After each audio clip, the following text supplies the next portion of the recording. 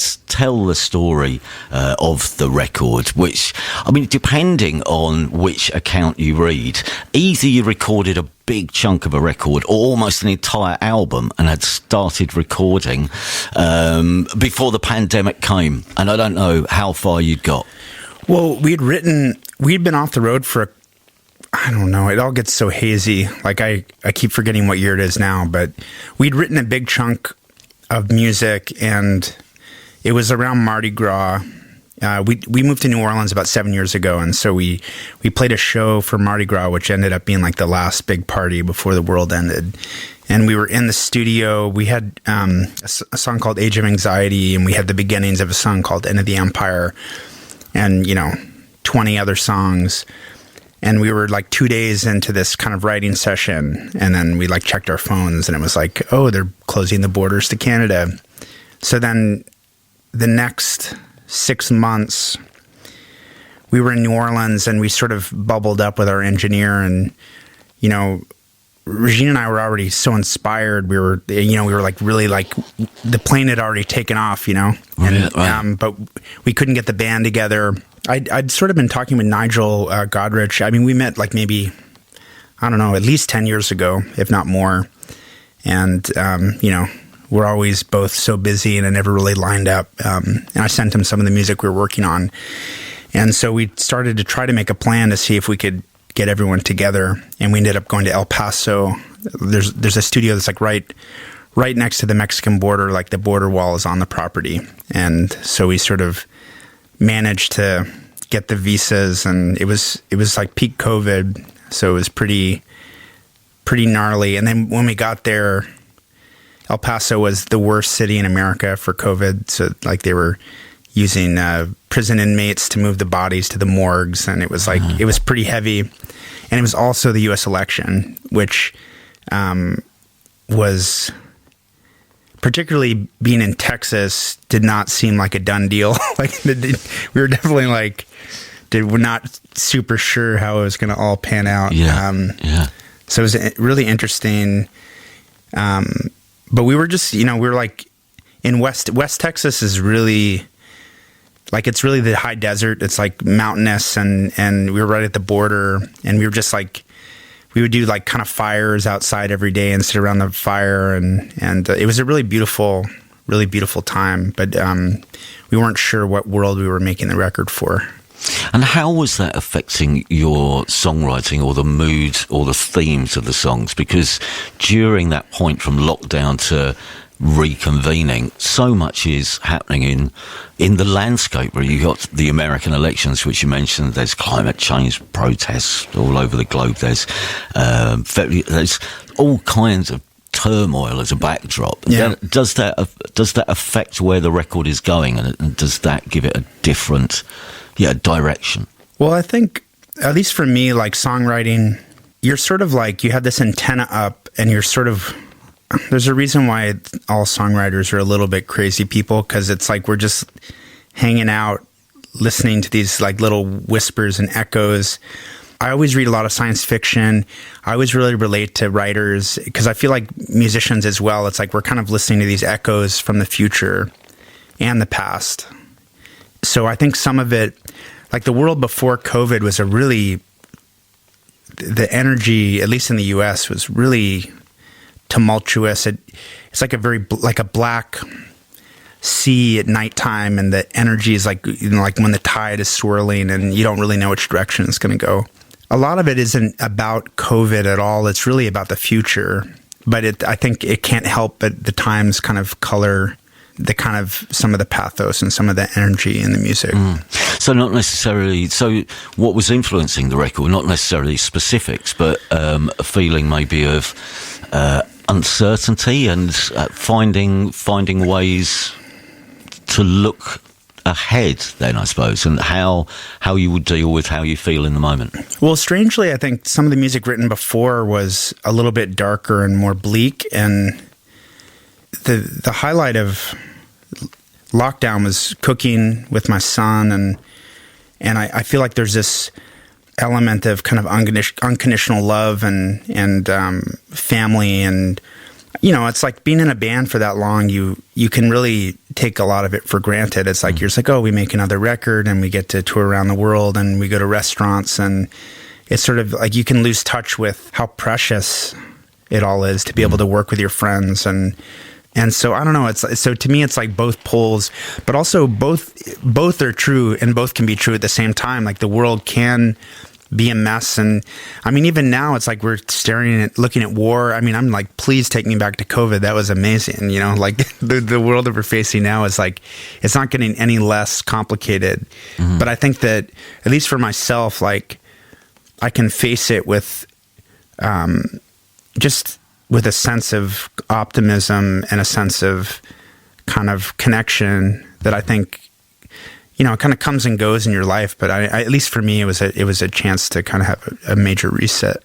Interesting. In your biog, there's a paragraph at the start which mentions a kind of, what do you call them, mood boards or something? You got a wall which was plastered with photos, and on one side there's sort of images which are quite dark and dystopian, and then on the other side there are these images of, I don't know, positivity, something which is more joyful, pictures of the family and other things. And was that sort of crucial to the kind of balance of the record? Was that a prompt for the record, or was it a result of the songs that you were writing? That was more me trying to understand the songs we were writing and like trying to put it in the visual language.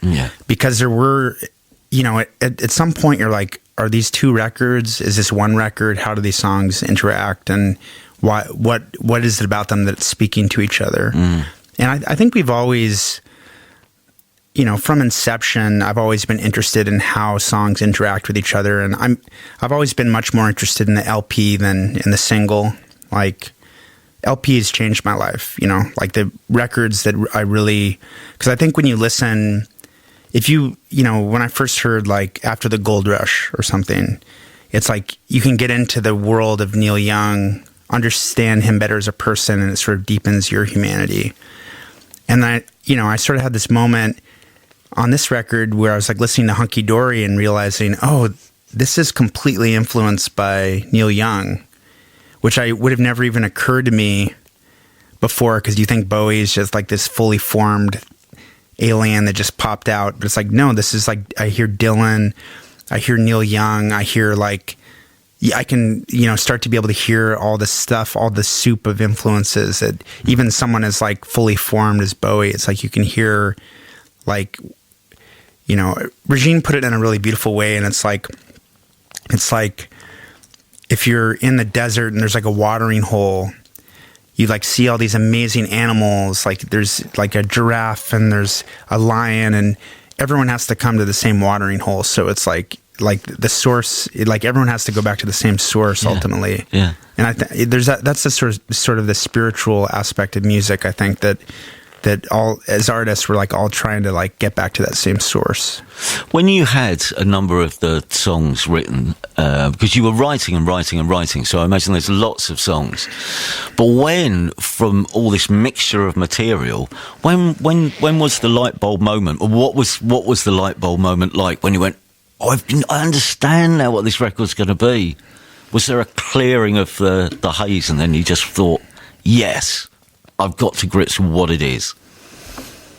When we were trying to decide what the album cover was going to be, I did this experiment where I printed out like 30 or 40 images that all I thought related to some aspect of the spirit of it. And I kind of covered it up, and then Regine and my son revealed it to them, and then we played a game where each of us could remove one image, and we went one after another. We couldn't consult with each other, just we each had to take away and say, this for sure is not the cover.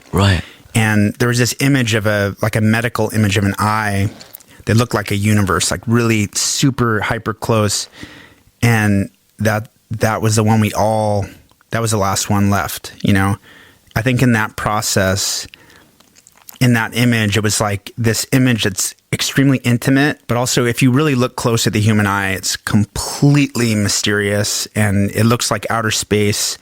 And it's like this black hole that's literally absorbing light, and your brain is putting colors on everything and like trying to make sense of this thing that we're born into.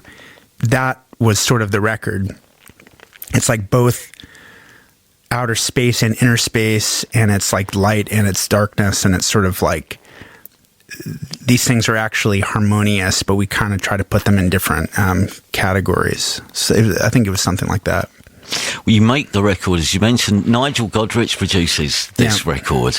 And there is one of the things, Godrich being obviously a long-term collaborator with Radiohead and being someone who knows just as much about leaving things out as putting things in, gives this record, which at points, I think you've mentioned somewhere, you were writing thinking, what if we can't get the band in a room? It's just gonna have to be us two, so we'll write it around a piano and a bit of a guitar. Yeah. But those things together give this album the space for you can hear the details. Yeah.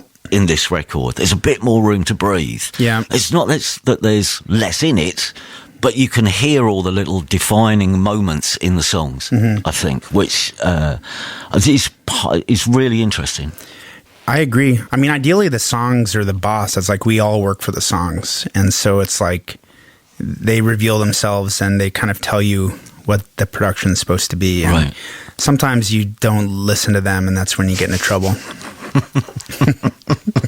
Don't argue with the boss. Don't argue with the boss. The song knows. You won't ever win. I mean, it's like can't come out. Some artists really get it twisted, and they think people are there for them. No one gives a damn about the artist. We're all there for the songs. The songs make the artist seem like this magical creature, but in the reality is the song. To me, that's the fundamental power of music. It's like it's this language that we're kind of passing down to each other. And I mean, that's why I think it's important that every once in a while, something that doesn't totally suck is popular, ideally. It feels like a tough one to hit every once, these days, but.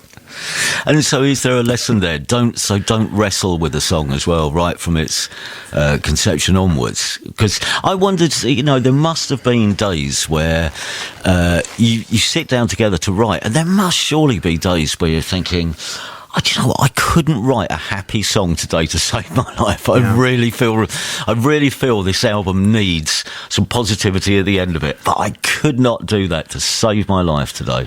I think it's only the positive songs are still. There's nothing saccharine. It's like it's only positive and relief to. It's like, I mean. My most seminal influence was always Motown, and it's like. What Becomes of the Brokenhearted, Tracks of My Tears. It's like there's joy in the music, but it's also real, And so it's like, I think that, that's what I gravitate in all art. They feel the second half of the album does feel like it's searching for a way of bringing people together and just saying there are things that you can do. Just look up. Yeah.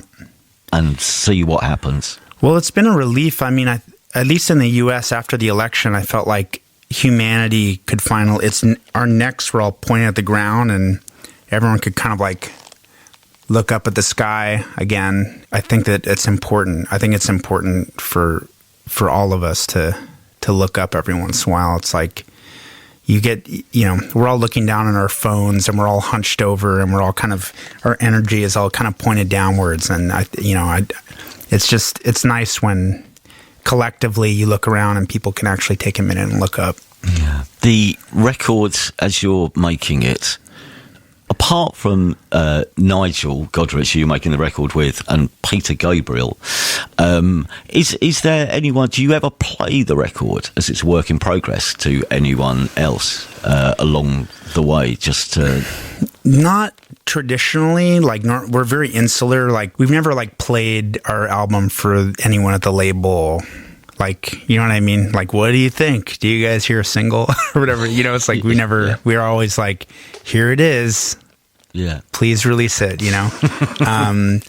But this time, Jeff Barrow has become a really dear friend. And, we sent him an early version of Rabbit Hole.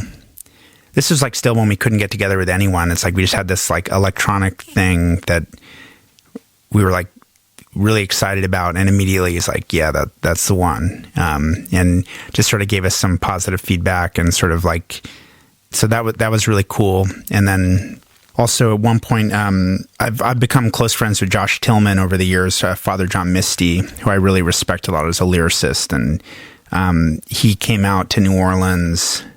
He just hopped on a plane and came out, and we played him some stuff, and that was actually really useful. Was it? Just you learn a lot about your own material when you play it for someone that you respect. Like immediately your brain's like, this isn't good, this is good, this needs to go here. Like, and normally in the process of making a record, we'll play live. We'll do a really small show and just play some of the music. Yeah, like a tryout. A little bit. You just learn energetically when you play a song for people. It's like you feel what it's capable of. Yeah. So that was really cool, really helpful too. Do you think, given obviously there was the time off, the different way of sort of making the record, it lasts over a period of time, at the end of all this, does it feel like almost a fresh start in a way? Has this opened up more possibilities, I suppose, in your head as to what the Arcade Fire could be? I found an old flyer that Regina and I made when we first met, when we were looking for musicians, and we were like looking for orchestral musicians. We knew we wanted something that wasn't guitar in the band, but we didn't know if it would be strings or whatever. And the influences we wrote it was like the Pixies, Dylan, Motown, Neil Young, Debussy, Arvo Part, New Order. That was sort of it. And when I listen to our music, that's kind of is what it is. Yeah. Like all those things are in there. Echo and the Bunnymen was huge for me when I was a kid. And then the other major pieces, Haiti, Regine's Haitian roots. And, for the last 15 years, I've been going to Haiti, which I think is, as an adult, that's been the biggest new influence for me that I didn't get as a teenager. And between all those influences, I feel like you keep going back to the stuff that made you want to do it in the first place. Right. But I never wanted to be in a band that was limited in what it could do. Like I wanted to carve out a space that we could really explore and still be ourselves and not feel like, there's some bands like the Ramones, like I just wanted to be like 1, 2, 3, 4, never change the jacket, never change the format, just do it again forever. And that's just not our band. You know what I mean? Mm-hmm. To me, the challenge is like, how do we retain that spark and that kind of fearlessness and, I don't know, just being willing to fail, just not being scared to, like Neil Young can make 20 albums that I don't like and I still care about him and believe him, and that's my aspiration for our band, is just like not to sell out, not to give up, not to just be uncompromising.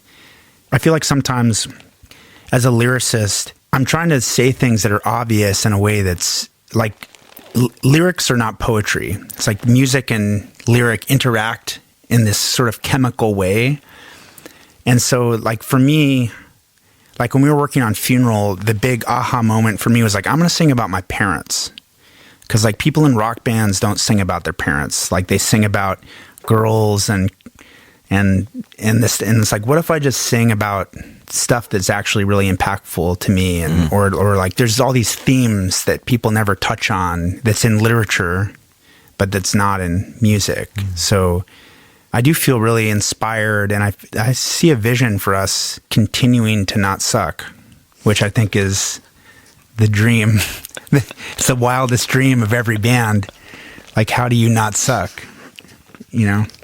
Well, here's to a few more years of being a band who don't suck. Tell us about the track. It's a high bar. It's actually a ridiculously high bar. Thank you very much. What are you doing in the session today? Tell us about some of the songs, some of the new tracks, which I imagine now you're just now you've put them on as a coat, as a jacket. They're now beginning to fit. Are they, the new songs? Yeah, I mean we rehearsed more than we ever have, because normally it's like you have so much muscle memory. Yeah. And, with this break, it's like we really have been focusing on the new songs, and it's been amazing to start to play stuff in front of actual sweaty humans. Let's find out. It's Arcade Fire in session on the BBC.